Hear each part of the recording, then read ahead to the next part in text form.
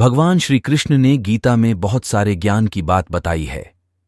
गीता एक ऐसा धार्मिक ग्रंथ है जिसमें जीवन के सारे दर्शन देखने को मिलते हैं। कृष्ण ने अर्जुन के माध्यम से पूरे संसार को गीता का उपदेश दिया। गीता में श्री कृष्ण ने कहा है कि हार और जीत हमारी सोच पर निर्भर है। मान लिया तो हार और अगर ठान लिया तो जीत है। गीता में श्री कृष्ण कहते हैं कि केवल पैसों से आदमी धनवान नहीं होता है, बल्कि असली धनवान वो है जिसके पास अच्छी सोच, मधुर व्यवहार और सुंदर विचार होते हैं। श्री कृष्ण कहते हैं कि जिंदगी में दो चीजें कभी नहीं करनी चाहिए। पहला, झूठे आदमी के साथ प्रेम, दूसरा सच्चे इंसान के साथ किसी तरह का छल। श्री कृष्ण ने कहा है कि मनुष्य को फल की इच्छा छोड़कर कर्म पर ध्यान देना चाहिए। श्री कृष्ण के मुताबिक व्यक्ति को खुद से बेहतर कोई नहीं जान सकता, इसलिए अपने बारे में आकलन करना जरूरी है। श्री कृष्ण ने कहा है कि जो दूसरों को बेवजह दुख देते हैं, उन्हें भी आगे चलकर दुख भोगना पड़ता है। श्री कृष्ण के मुताबिक केवल डरपोक और कमजोर लोग ही चीजों को भाग्य पर छोड़ते हैं। श्री कृष्ण ने बताया है कि खुश रहने का मूल मंत्र है कि जिस चीज में आपका बस न चले उसे भगवान पर छोड़ देना चाहिए। श्री कृष्ण के मुताबिक असली ज्ञानी वह होता है जिसको अपने कर्म के फल की चिंता नहीं होती।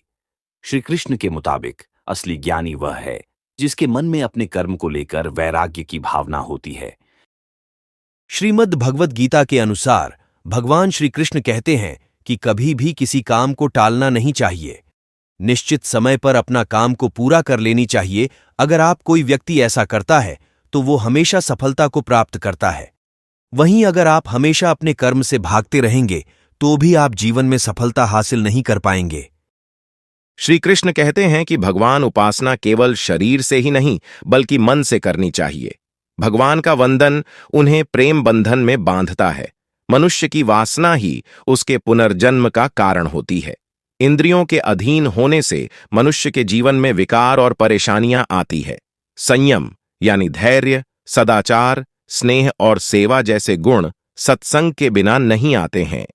श्री कृष्ण कहते हैं कि मनुष्य को वस्त्र बदलने की आवश्यकता नहीं है, आवश्यकता हृदय परिवर्तन की है। मुश्किल समय में अक्सर हमारे मुंह से निकल जाता है, भगवान तुम्हें मेरे ऊपर तरस नहीं आता है, या ये हमेशा मेरे साथ ही क्यों होता है। हम जब ऐसा कहते हैं तो सबसे पहले तो हम अपनी काबिलियत पर भरोसा खो देते हैं और दूसरा ईश्वर पर हमारा विश्वास हिल जाता है। हमें हमेशा यह ध्यान रखना चाहिए कि सब्र का फल मीठा होता है और भगवान जो करता है अच्छे के लिए ही करता है। हमें दुख और मुसीबतों के समय अपने हौसले नहीं खोना चाहिए और अपने भगवान, प्रकृति या भाग्य पर भरोसा रख संयम के साथ निरंतर कर्म करने चाहिए।